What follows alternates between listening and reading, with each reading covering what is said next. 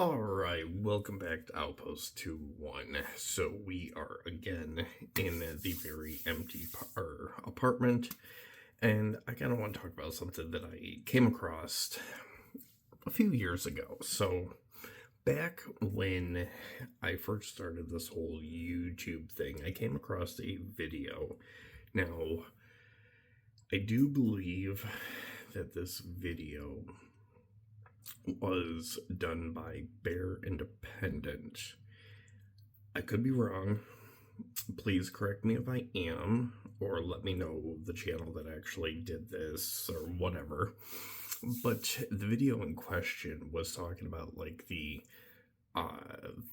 different levels of prepping, like priority 1, 2, and 3.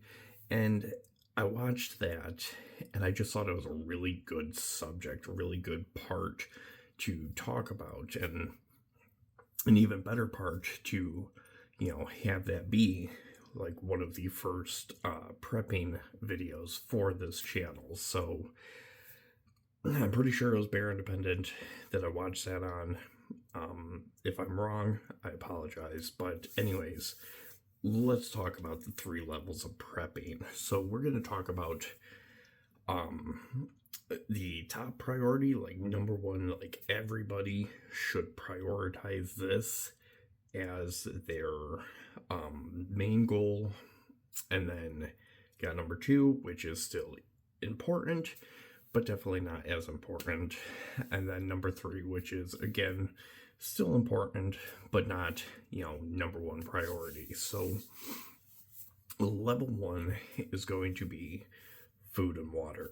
Like, you can't do anything without food and water. It doesn't matter if you have $1 million worth of gear and equipment.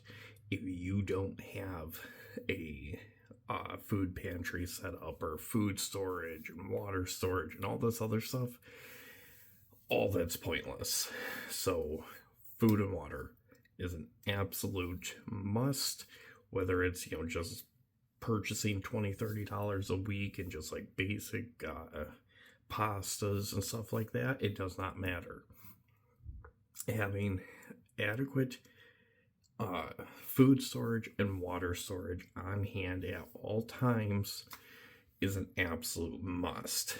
Now, kind of a little inside look as to what I am personally doing when it comes to food and water preps is, first of all, we are setting up the property to serve as kind of farm to table.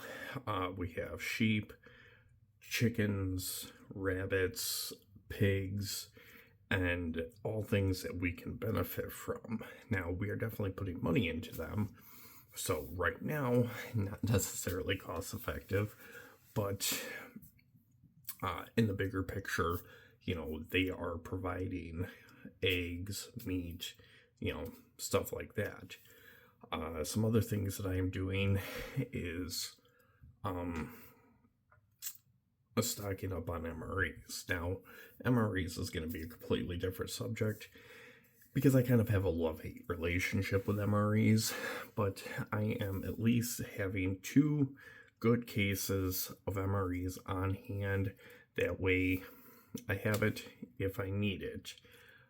Other things that I'm going to start doing is picking up like those emergency food buckets, 30-day food supply or whatever.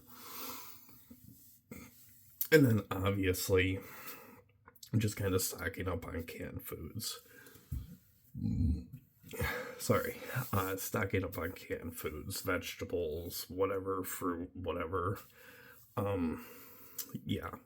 And rice, beans, all stuff that has a good shelf life, but can also extend the food that you have. And then water. We buy a lot of cases of water. Like, we typically stick to keeping several cases of water on hand, but with summer approaching, I really want to increase that. So definite cases of water, and then like the gallon jugs of water. So water is pretty simple, straightforward.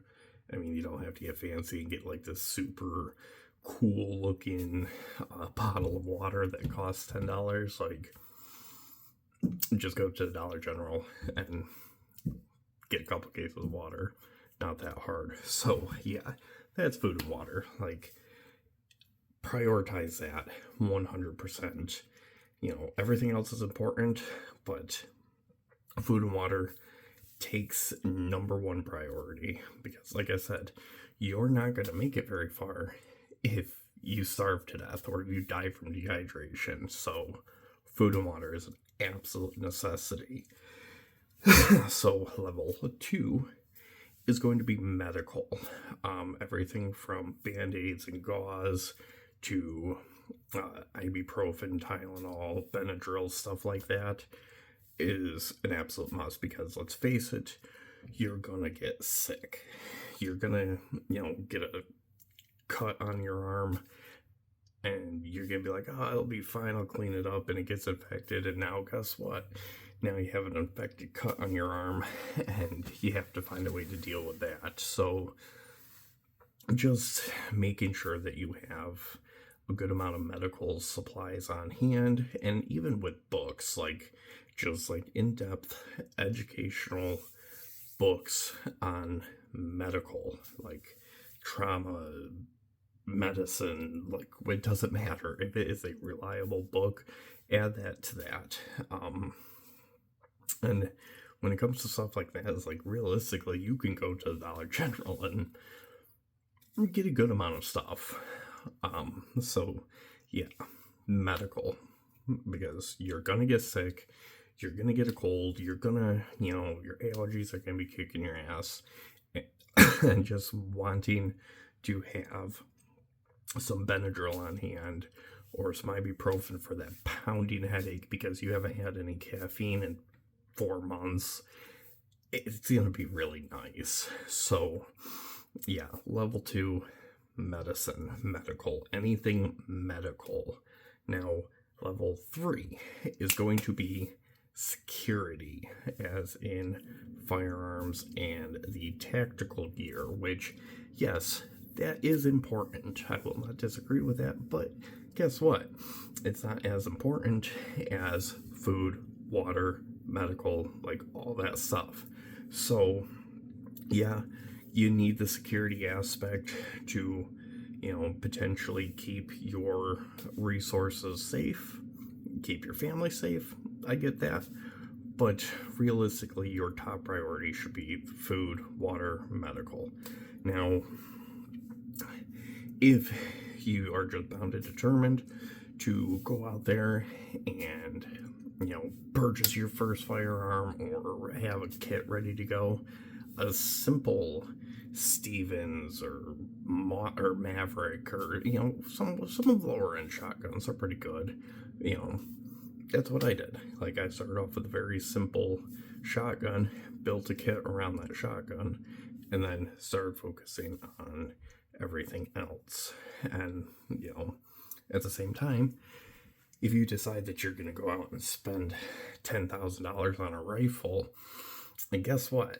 You probably could have taken like $200, got yourself a nice shotgun, and then, maybe spend another $200 on putting together a kit and getting some ammo, and then put the rest of that towards food and water and medical. So, yeah, not necessarily the top priority. So, level 3 is just going to be your security aspect, getting like your gear, equipment, firearm, ammo.